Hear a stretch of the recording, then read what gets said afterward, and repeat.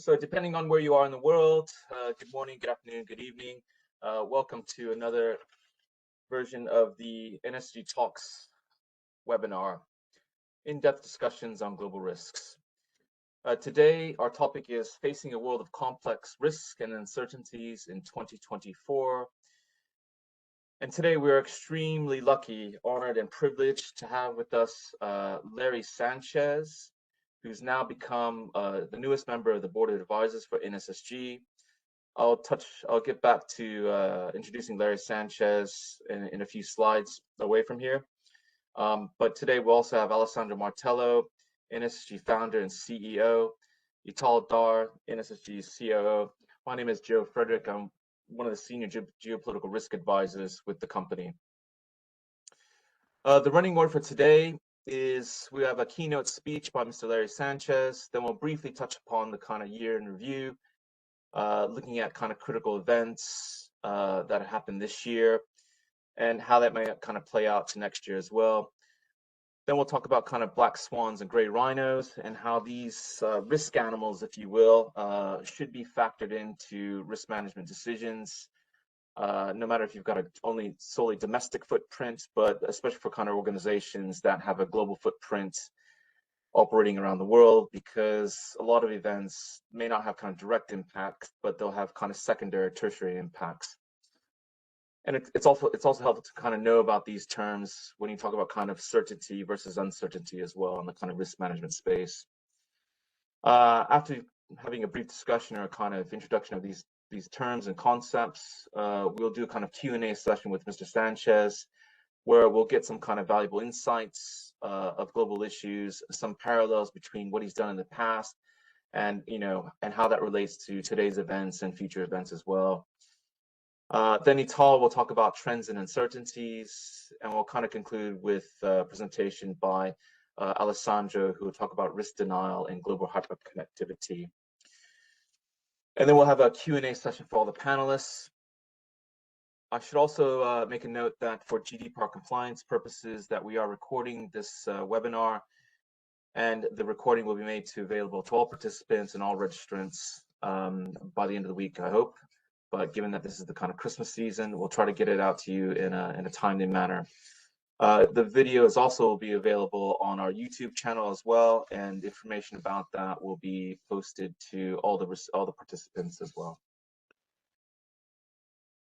First, I'd like to introduce to you Mr. Larry Sanchez, but before we get into Larry's keynote speech, I think it'd be extremely kind of honorable for us to kind of introduce a bit of his background, because this will give a bit of weight and gravity to what we're talking about today. Again, we're extremely proud, honored, privileged, and extremely lucky to have Larry take time out of his busy schedule to kind of give us a keynote speech. Before joining NSSG as a member of the board of advisors, he was the founder and president of CAGN Global USA Limited, where he advised the Middle East between 2011 and 2018. He managed and directed operational training for the UAE government. Prior to this, he was appointed as the Assistant Commissioner for Intelligence for the New York City Police Department from August 2004 to December 2010, when he directed a force of 600 NYPD members to perform functions ranging from dignitary protection to counter-narcotics to gang intelligence. Prior to his appointment to the NYPD, Mr. Sanchez served as a senior executive with the Central Intelligence Agency, which he joined in 1984. During his CIA career, Mr. Sanchez served in the clandestine services, including assignments in the former Soviet Union, the Middle East, and Southeast Asia. He also held a variety of senior positions in both the operational and analytical arms of the CIA. He has extensive experience with international organizations and served as a CIA intelligence advisor to the U.S. ambassador to the United Nations and as a director in the CIA's Non-Proliferation Center. In 1988, Mr. Sanchez was the first CIA official to be appointed Director of Intelligence for the Department of Energy, serving as the intelligence advisor to the Secretary of Energy during both the Clinton and Bush administrations. As the head of the U.S. government's technical intelligence arm, Mr. Sanchez was responsible for overseeing over 800 scientists and technical intelligence analysts across 13 national laboratories. In this capacity, Mr. Sanchez established and implemented programs linking these technical experts directed to the U.S. intelligence community while developing actions needed to protect the national laboratories from collection by foreign intelligence services. As a U.S. citizen, Mr. Sanchez, thank you for your service, and again, thank you for kind of taking the time out to participate and give us your insights on this pertinent issue today. So just to kind of go over the discussion topics, once Mr. Sanchez is able to kind of join us, he will provide a keynote speech, and we'll kind of circle back to him as well about the midway point of this presentation to do a bit of Q&A. And then we'll get on to Alice Ital's part, trends and uncertainties, and then we will conclude with from Alessandro about risk denial and global hyperconnectivity, and then end with the Q&A section. So what I'd like to do now is talk about the kind of year in review. And after I conclude my part, if they're unable to kind of join us, we'll probably have to kind of conclude this webinar. But we'll see. Well, let's fingers crossed. Let's see if everyone can kind of connect from where they are. So we've got Larry dialing in from New Jersey, and then we've got the rest of the team dialing in from Bucharest headquarters. So 2023 saw a kind of extension to some of these kind of critical events that had happened the years prior. I think the most important thing, or the risk event that kind of dominated the headlines the most was the war in Ukraine. And up until I'd say October of this year, it was kind of eclipsed by the events happening in Israel and Gaza. And these are kind of two events that I like to kind of focus on at the moment. And this kind of plays out in terms of connectivity, the geopolitical kind of order as well, and the impact on the economy. As we saw in the kind of the war in Ukraine, the initial kind of impact was more kind of on a security, a regional security perspective, as well as kind of stability perspective as well. But then it impacted kind of the economy in terms of commodities prices, namely to do with energy and kind of grain exports from Ukraine as well, and fertilizer as well. And that impacted kind of economies such as in Egypt, which relies a huge amount on imports from grain imports from that area of Ukraine and Russia. But the world was able to kind of stabilize through diversification of kind of the supply chain in terms of grain, but as well as kind of agreements made with the Russian government as well in terms of allowing grain to go in and out of that region and other kind of commodities. In terms of energy, it impacted kind of the European market the most, namely Germany, which has a huge reliance on kind of Russian imports, but also with kind of sanctions that were kind of imposed on the Russian energy market. We saw that the Russian government was able to kind of circumvent these kind of sanctions through trade with the likes of India and mostly in kind of the APAC region as well, at a kind of much reduced price, and also in kind of the gray market or in the black market. But it's been able to kind of sustain the Ukraine war effort for the Russian government as well. So we've seen a kind of bounce back of the kind of Russian economy, and I think for 2024, the economy will kind of continue its kind of upward trajectory, but also it will kind of help sustain the kind of the war in Ukraine as well. Now, the other thing that I kind of touched upon is the Israel-Gaza conflict, and this was more or less what we thought was kind of a black swan event. Was actually kind of gray rhino event in terms of looking at the kind of the indicators and warnings that took fire a year prior to the actual kind of launching of the assault in kind of southern Israel. So I'll touch upon kind of the concepts of gray rhinos and black swans after this slide as well.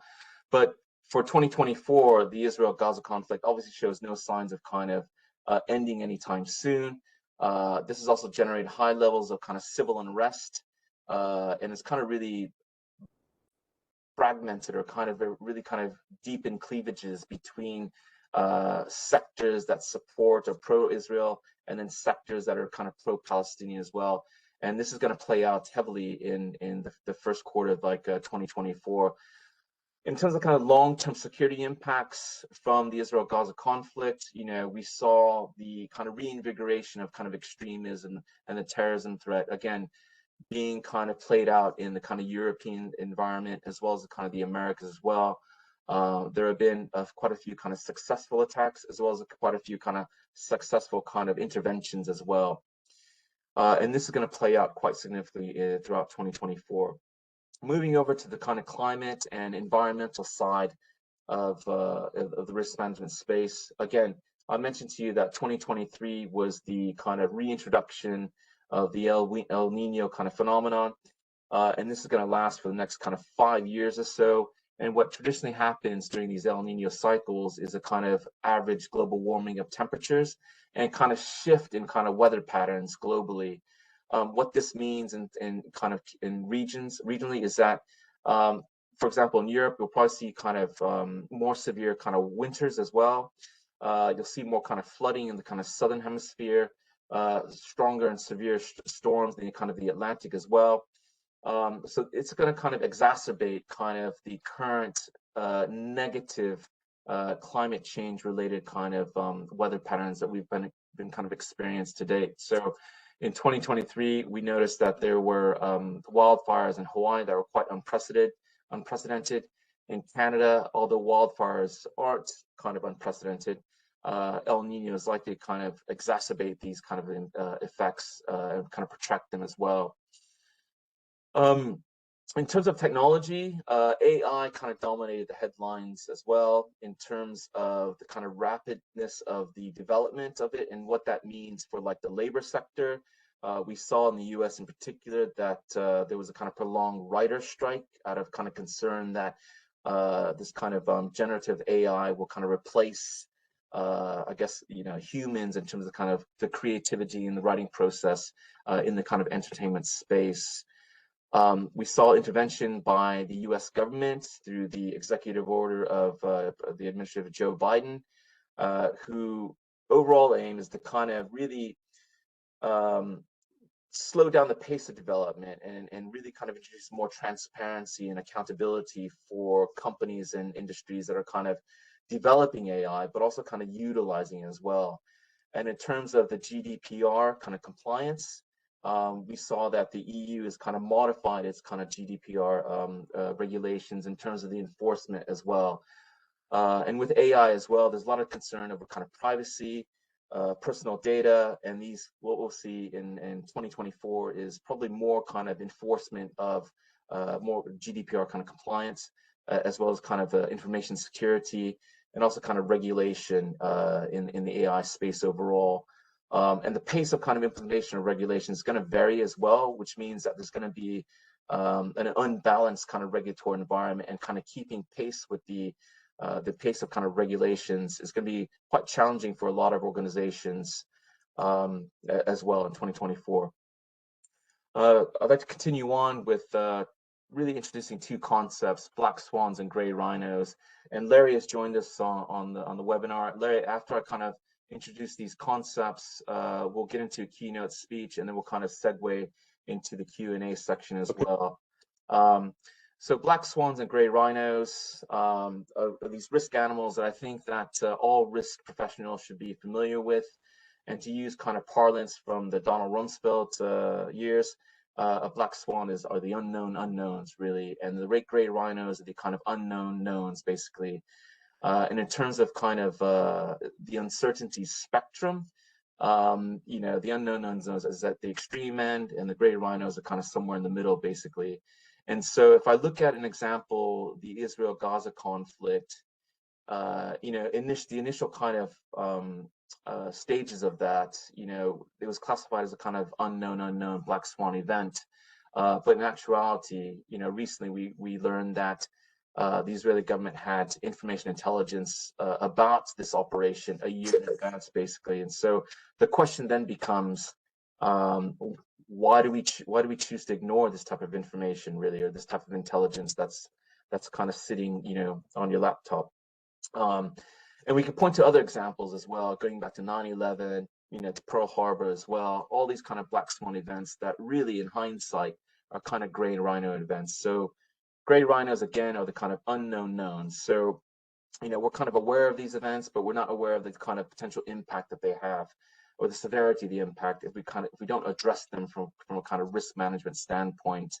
There are other kind of concepts, risk animals, if you will, the white elephants, the known knowns, as well as the kind of the black jellyfish as well, so which we can talk about later. They'll feature in our 2024 Global Outlook as well, which will be published in January of next year. I'll end right there, and I'll go back to Larry. Again, Larry, we've already done your bio, and we'll kind of get you to do your keynote speech. So, Larry, I'll give you the mic. Okay. Thank you, Joe. Thank you, Alexandro, and everyone who actually had a hand in putting this on. I appreciate the opportunity. I'm going to keep this keynote part short, in that I know there's going to be more discussions after and a little more time to give a little more details on what the actual threats might be. But just to, and I think it's important just to quickly review who I am and what I've done. It's important because it's the perspective I see all these threats through. And some of this will be a repetition. Yes, I started in the CIA, spent 25 years there. I was recruited by them in 1984, part of the clandestine service. I started serving in Central Eurasia and Russia, and had postings in Afghanistan, Southeast Asia, and also with the Special Activities Division, which is known as the Covert Action Arm of the agency. From there, I was assigned as Director of Intelligence for the Department of Energy. So it gave me a whole different aspect of looking at things from an energy standpoint rather than an operational standpoint, which was what I did at CIA. And from there, I spent some time actually supporting the U.S. UN ambassador in New York City, and it gave me more of a political perspective because everything had to go through the State Department. Lastly, almost lastly, after 9/11, I was assigned to the New York City at first, and then I also became I left the agency after 25 years, became the Assistant Commissioner of Intelligence for the New York Police Department for the next 7 years, and lastly, I started my own company in around 2011, and spent the last 6 years helping them with the United Arab Emirates with their security intelligence and law enforcement. Again, the reason I say that is because my perspective comes from those platforms, and it's only as good as those platforms. So they may differ from the way sometimes corporations see threats, but all in all, the threats intermingle. What I'm going to leave you with is, I thought about these things. I thought about the career and what did I learn from all of this? And other than talking about actual threats, what I can say is there are 4 things that stand out. One, you can't look ahead without looking behind. Threats don't evolve in a vacuum. I can't tell you the number of times at the agency after we got hit with something, even 9/11, analysts said we should have seen it coming. We should have seen it coming. It's those salient, not quite indicators that become indicators in the future. So we have to take a much more careful look at what's happening before we can predict what's going to happen. And it goes back to your black swans and rhinos, Joe. It's the threat that you don't know is the most dangerous threat. We tend to be a lot like in the United States called soccer, and the rest of the world is called football, but everybody runs to the ball. And we stop listening to or playing the zone of everything else around the ball.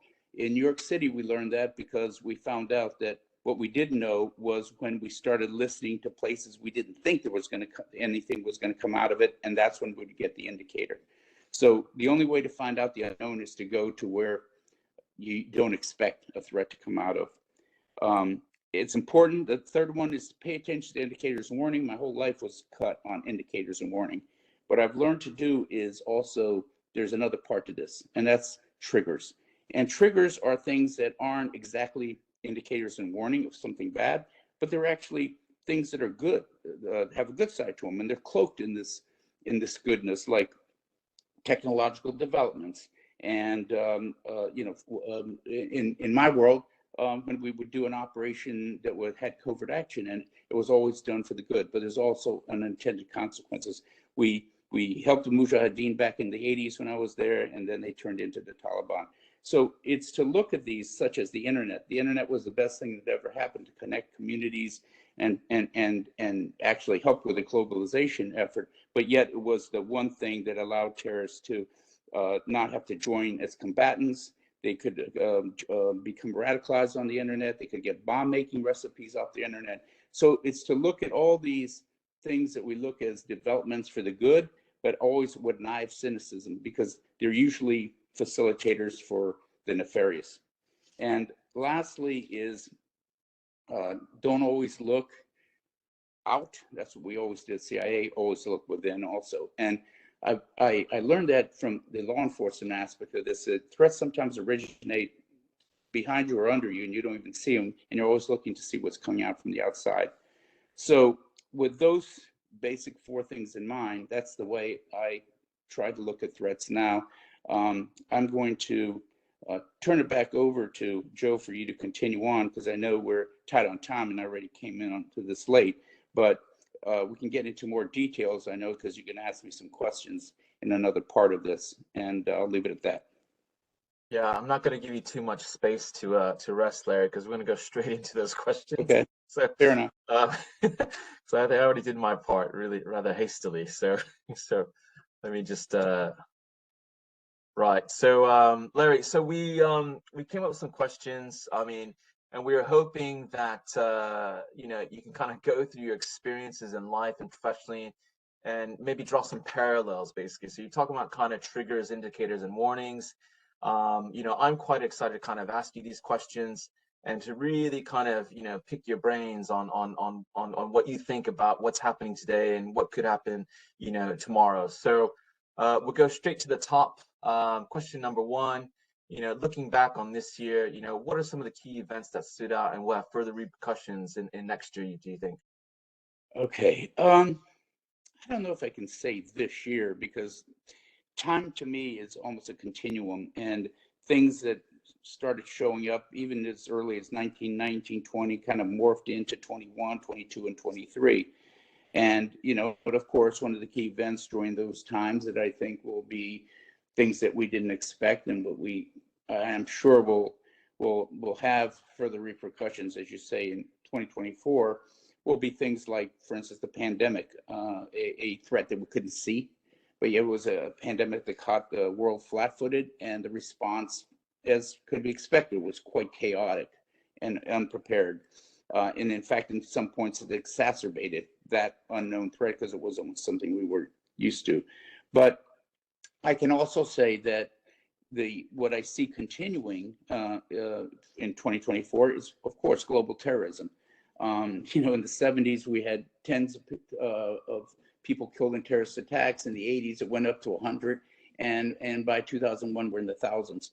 And it's gone into now, it's really a strategic platform where to get headlines, you have to do the most damage and kill the most people. So because of the technological developments facilitating the global terrorism, and the dark net allows you to move money without being tracked. You have, again, the internet for, you know, creating, you know, what I call echo chambers of radicalization. I don't see any of that dying down. I see it probably growing and continuing as a transnational threat, as organized crime will also, because they're using the same facilitators to continue on. And of course, the big elephant in the room is AI, which it's, again, one of those great developments that can help a lot, but you know, it's got a lot of potential liabilities, and I see that as becoming important, especially when you look at things like you know, the microchip industry. You know, over 50% of it is in Taiwan, and maybe 90-some% of it, of the very high quality microchips, and all done in one country, and there's going to be a big demand for that, and that might create repercussions, and that China might decide that they have to move quicker than they are planning as far as the reunification of Taiwan and such things such as that. So yes, I see a lot of these type of events rolling into 24 and continue on. because they're also going to be facilitated by globalization and the other good developments we have as we move on in the next 5 to 10 years, at least. Okay. Okay. I mean, that kind of answers question 3 as well. But looking back on your career, I mean, are there any events taking place today that are comparable to some of the events, you dealt with in your career? Well, I think as far as this, at the latter end of my career, the whole transnational threat grew and grew, where it wasn't so much about the state sponsored. I cut my teeth on, it was the Soviet Union, the former Soviet Union back then. There were the big mammoths. They had militaries. They had organization on how they operated, and the comparisons can be that you still have them. I think things are going to be changing. I mean, I see some of the concerns I see up ahead are that you have what I call, Reagan used to call them the axis of evil. I call them the axis of concern. I see a more joining of strange bedfellows, where you have China, Russia, Iran, and North Korea almost being pushed into a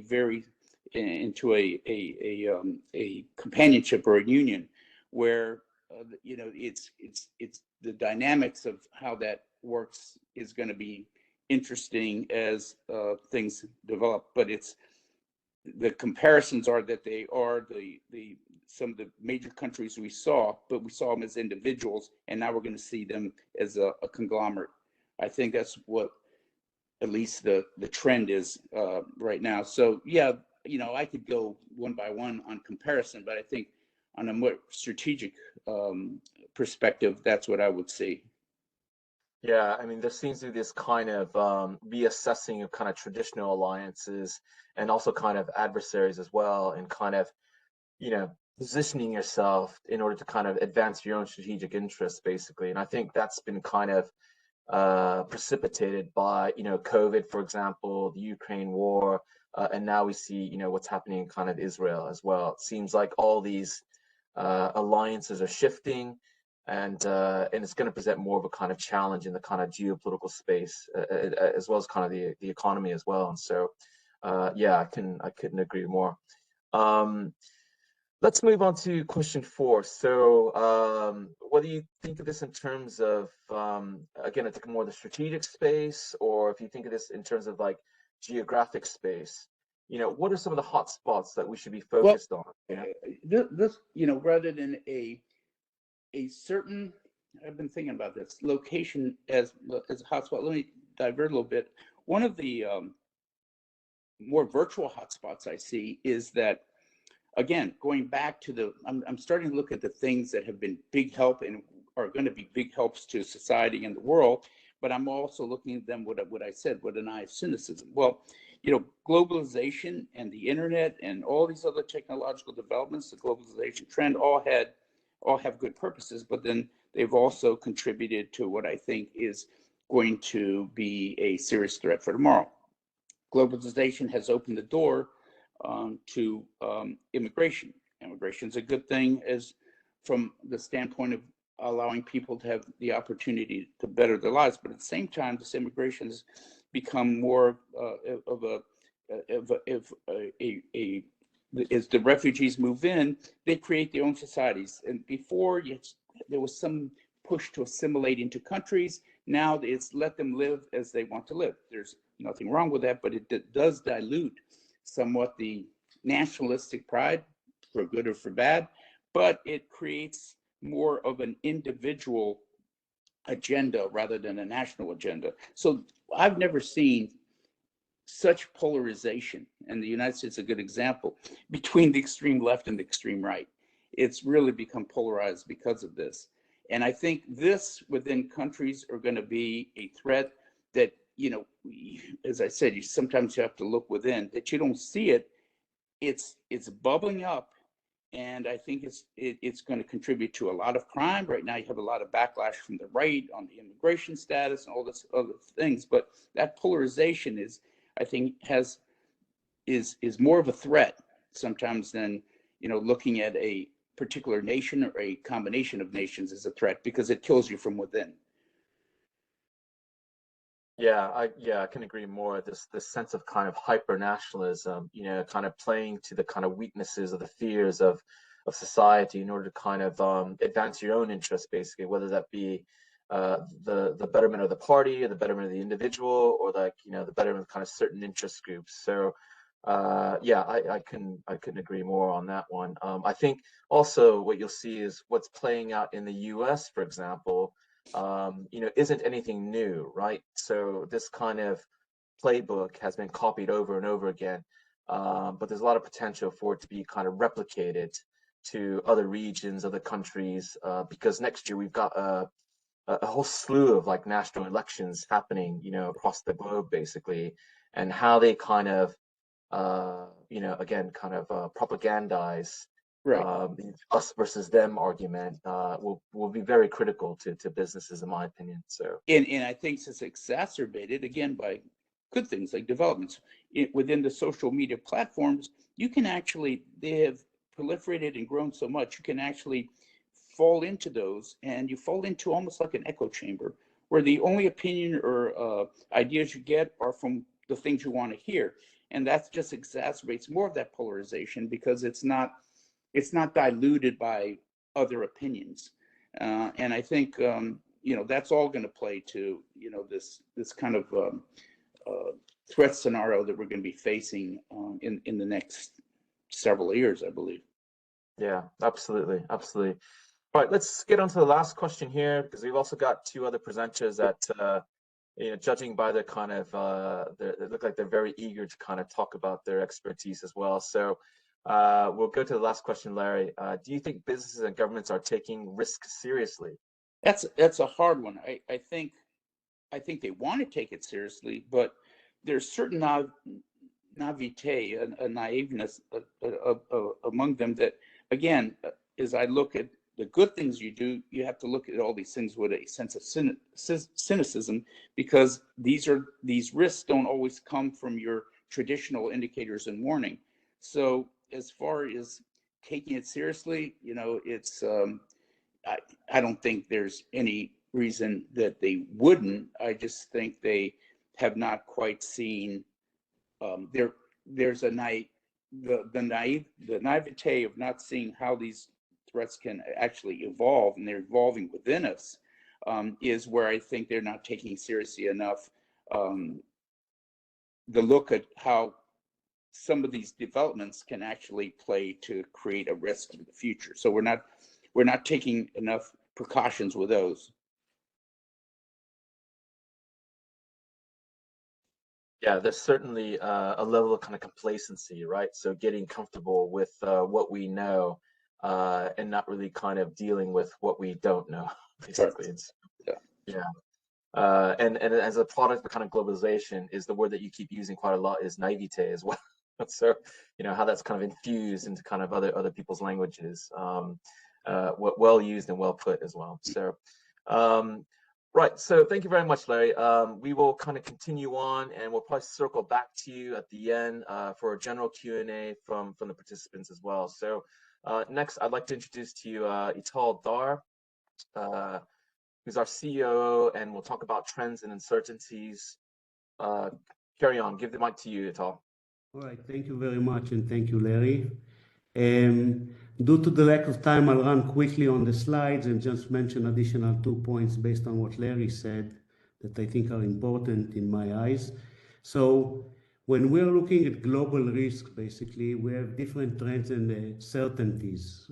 We look at the risk factors, which are presented in different aspects. I just listed some of them, which are they've impacted us in the last few years, and they are going to impact us very, very clearly in the years to come, especially in 2024. And the important thing here is that they are connected. So environmental risk factors will have an impact on social and on economical, and of course geopolitical risk factors have their own share of integrating with additional ones.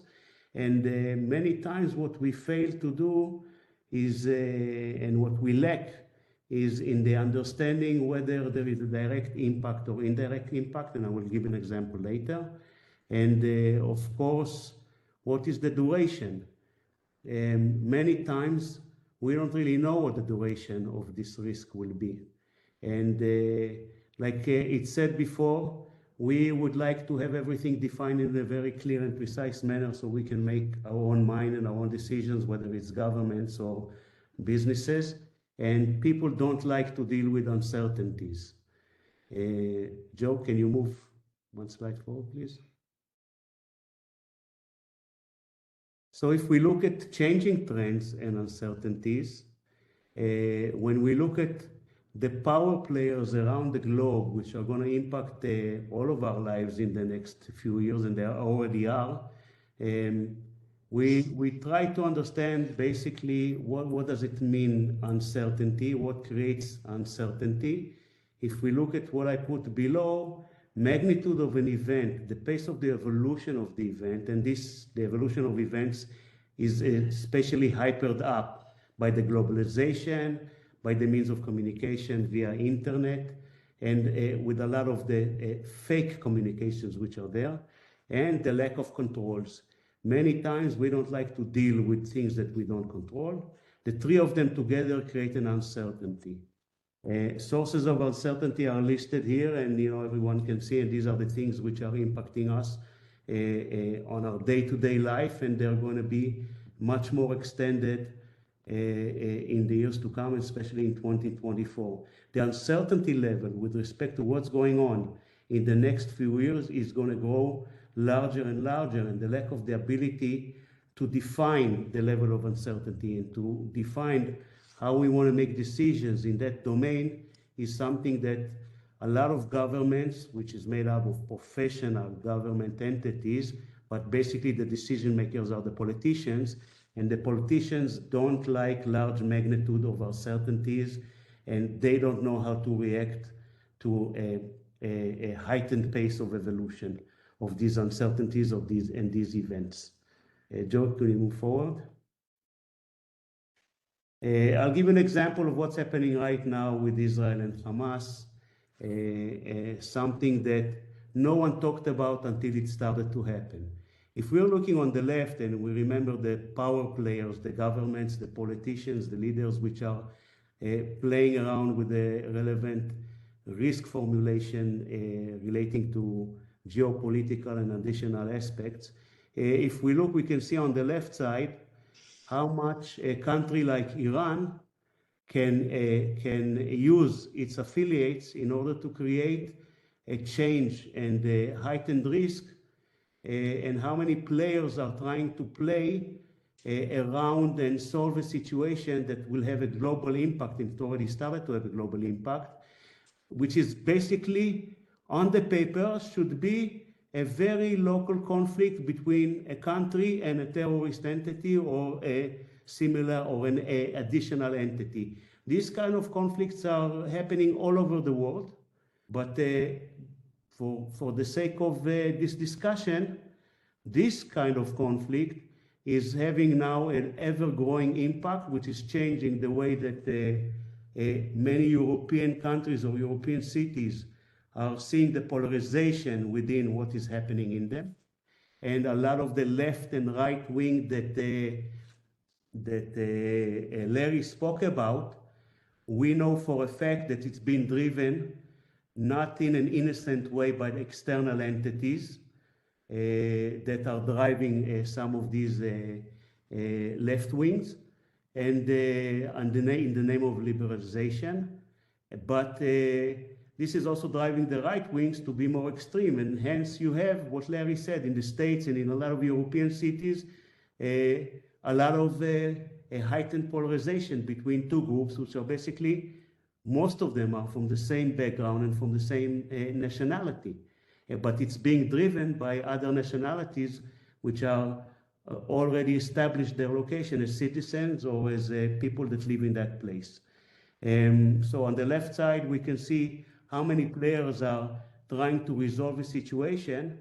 Some of them understood the impact that is there, but if we look on the right side, we can see, for example, something that is on the news every day, and nobody really understands how much impact it will be in the next few months, but the shipping routes from Asia to the West has become a very big challenge because of an entity that is controlled by Iran. The Yemen Houthis are now interfering with in a very violent manner and closing up the shortcut through the Red Sea. And this also has the impact on the Suez Canal, and it's going to lead, it's already started to lead to a global economics situation, which nobody really knows. There is an uncertainty level here, how this is going to impact the world powers and the day-to-day lives of each one of us. If you put together the scrutiny which is imposed by social media channels, how right now the social media is impacting youngsters mainly, but this is creating a very, very large impact on the populations in different cities and in the countries. This kind of fake news, this kind of misinformation, which is being pushed and controlled by organized organizations, sometimes even governments, is adding to this to serve their own role. So basically, in a nutshell, this is what I have to say here. Due to the lack of time, I'll stop here. Yeah, thanks, Yital, for that presentation, and the diagrams explain the kind of linkages, formal and informal kind of linkages is very kind of pertinent today. The kind of juxtaposition between that and the kind of the map that you have with the supply chain. You know, if this continues on, you know, throughout 2024, it's going to create a lot of kind of socioeconomic pressures on economies, because the length of trade going around all of Africa is just going to increase costs basically. And so I think we've reached a kind of tipping point where societies are really kind of weary, tired of inflation and increased interest rates, etc. And it's going to kind of, you know, it seems like it's going to boil over if this conflict in Israel and Hamas kind of continues onwards. So thanks a lot. Next, I'd like to introduce to you our illustrious leader, Alessandro Martello, who will talk about risk denying and hyperconnectivity. So it's what is nice, Joe, about these talks. Well, I would say now I'm talking about the talks, but I should better talk about myself. That I'm constantly planning about talking about a specific topic, and along the way I'm changing. So I would like to start with a sort of a statement, because we talk about the risks, we talk about ability of governments to face new risks and about corporation, let's say. And I would like to say that government, corporation, and whatever, they are made of people at the end. And I would like to pose a question to all of us. Are we facing the risk of being overwhelmed by risks? And why I'm asking this? Because what I noticed in the last year, in the business environment at least, that there is an increased denial of risks.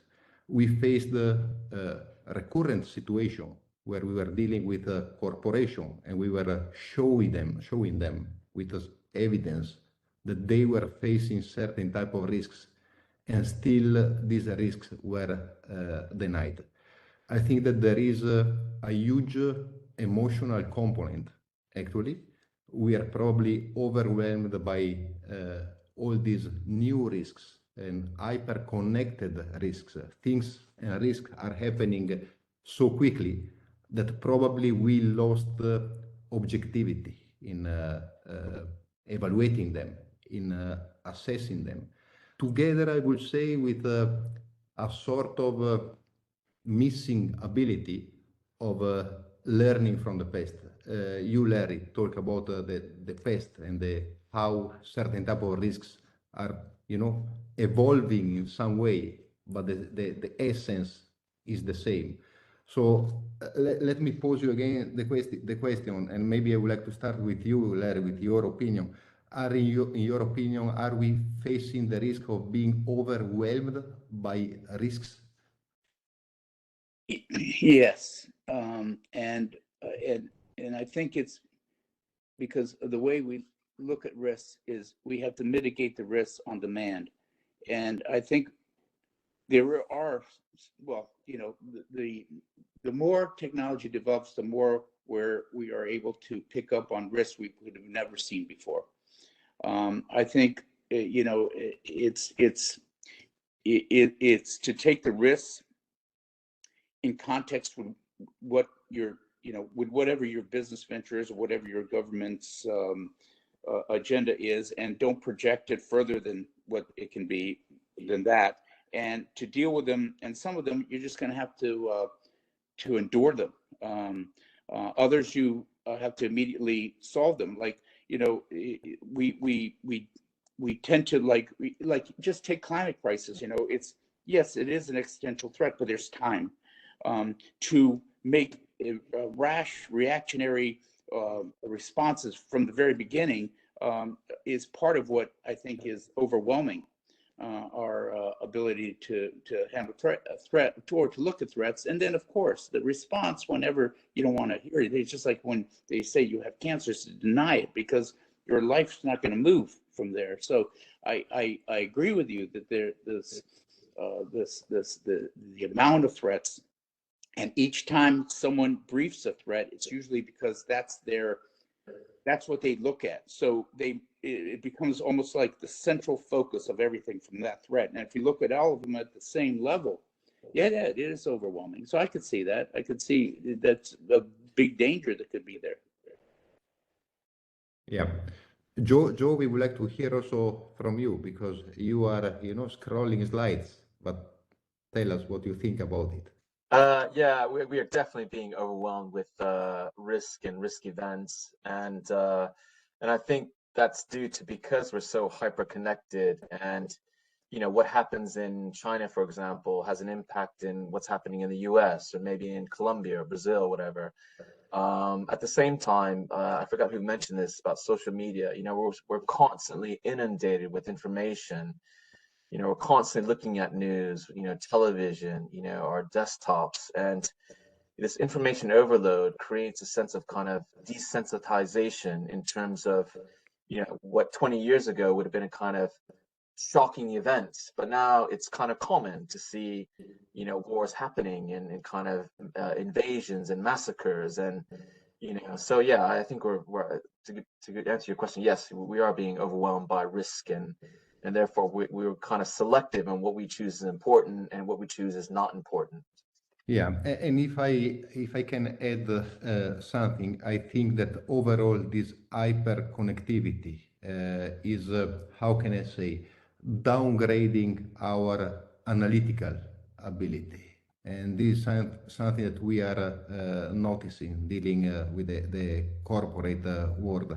So leaders are, in our opinion, in my opinion, losing the analytical, a sort of analytical ability. But by the way, these few sentences from my side, just to underline, there is, and in my opinion, it will have to be considered a lot in the incoming period, the emotional component related to the risk.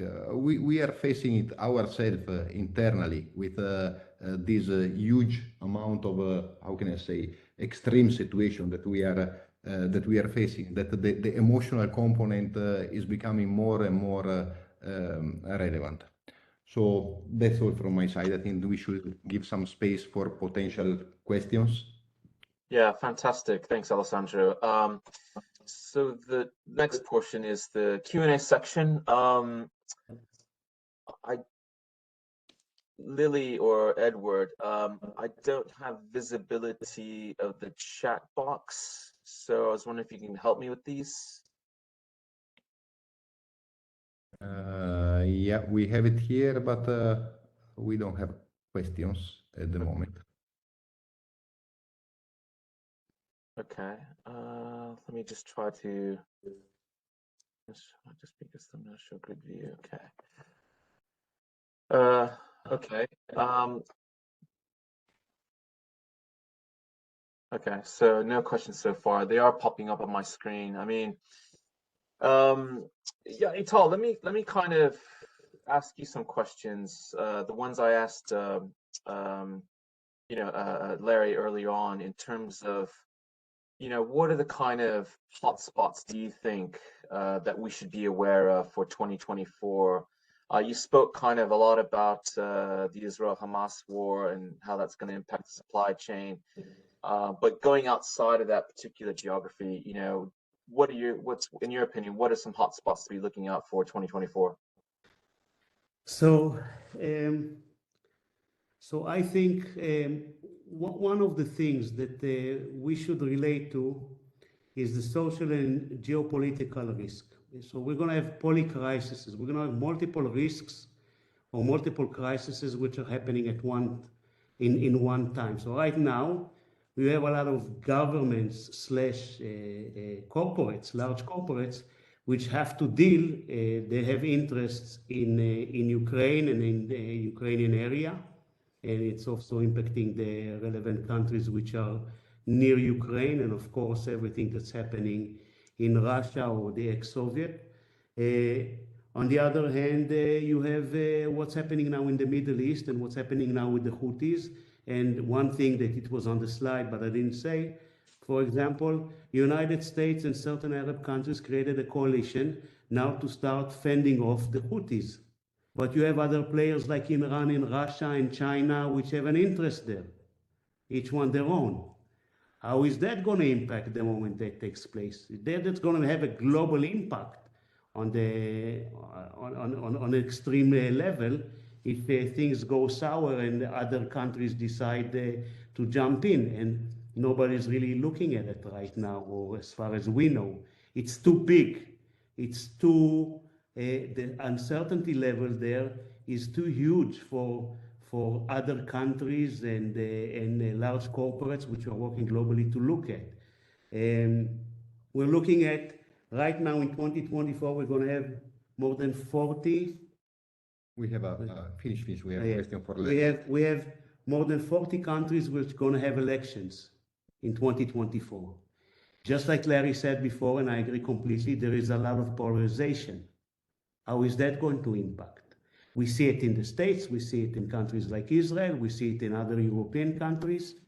There is going to be a very large impact over there, which creates a very large hotspots for risks, which will emerge. I'll stop here because there is a specific question for Larry, so I'll hand over there. Yeah, Larry, there is a question for you. Say, what is your view on the reports that the US may start pressuring Ukraine to negotiate with Russia in 2024?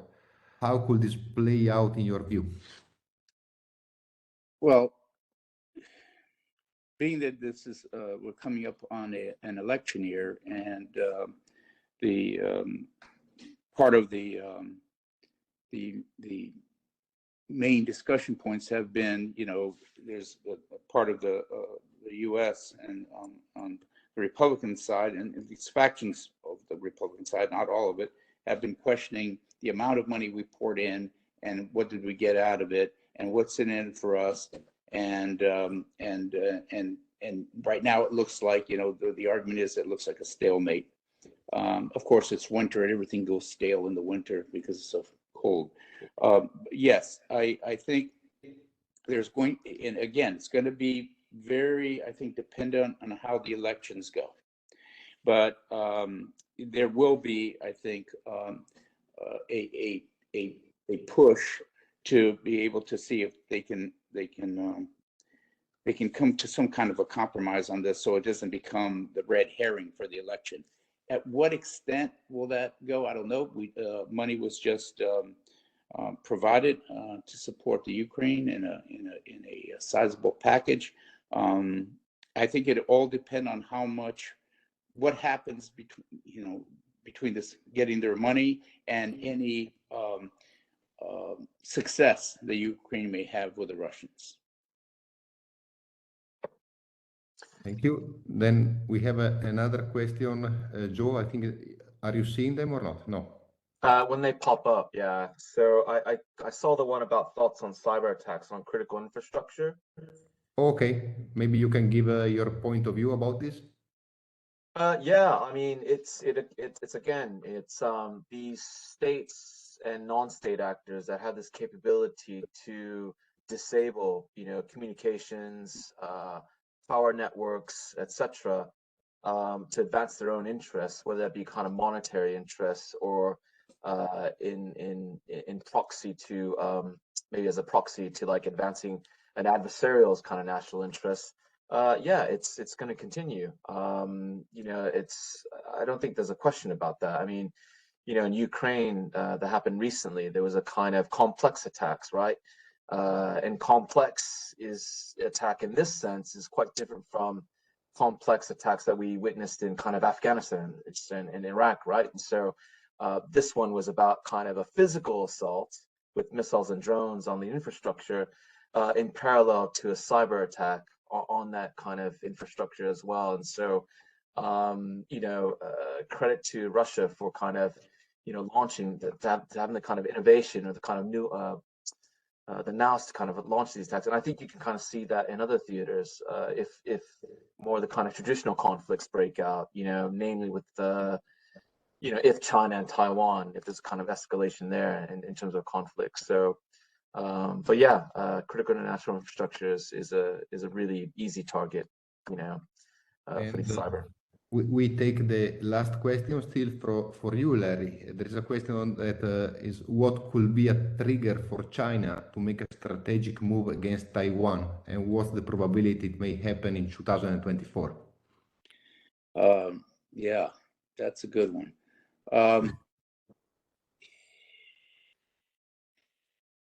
China's kept their eye on this whole Ukraine situation, so I think there's going to be a lot of, and they never make rash decisions. Their history has been very calculated and very patient. That said, we have a lot of facilitating events coming up, including our elections, what goes on with the Ukraine and Russia, and the fact that China's economy is suffering right now, and the fact that AI is putting a lot more pressure and demand for Taiwan, which would be something that could get out of hand if China doesn't have their way of annexing them or unifying them at some point. So probability, oh my God. I don't think it would happen in 2024 because of China's history, unless there is some major event that changes all that. And I can't even tell you what that would be. But do they have it in their plans? Will they see it through? I think at some point they're going to do it. It's not that they're going to desist to do it. It's just a matter of time, and I really don't know the time. It's very hard to say. Thank you, Larry. And okay, I think that we finish with the question. Only just to communicate to the audience that the recording will be distributed to all the attendees and to the people that register to the webinar. So again, Joe, the word to you for the closure. Yeah, so apologies for the kind of technical delays that we had earlier in this webinar. The recording will be made available as well as the kind of PowerPoint presentation as well.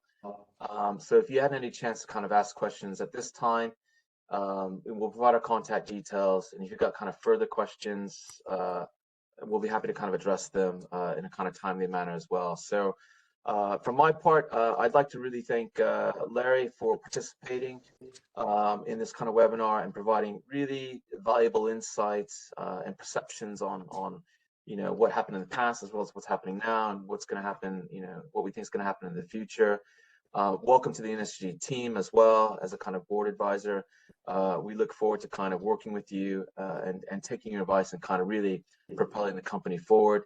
Ital as well and Alessandro, thank you again for taking time out of your busy schedule to kind of provide your insights, your expertise, and your intelligence on the matters, on the issues that kind of matter most to a lot of our kind of participants and our clients as well. And so to the rest of the participants, again, thank you for participating. We look forward to kind of hearing more from you and working with you in the future. Alessandro, Ital, Larry, do you have any final words? No, thank you, and I appreciate the opportunity to be able to talk about these things, and also to hear back from other people's opinions, which I don't get as often as I used to. Thank you very much for everyone, especially to you, Larry. Thank you. Thank you. Thanks a lot. Thank you again. Thank you, Alexander. Bye-bye. Take it easy, ladies and gentlemen. And if we don't hear from you, have a Merry Christmas and a prosperous and Happy New Year as well. Christmas, everyone. You too. Merry To everybody. Bye-bye. Bye bye.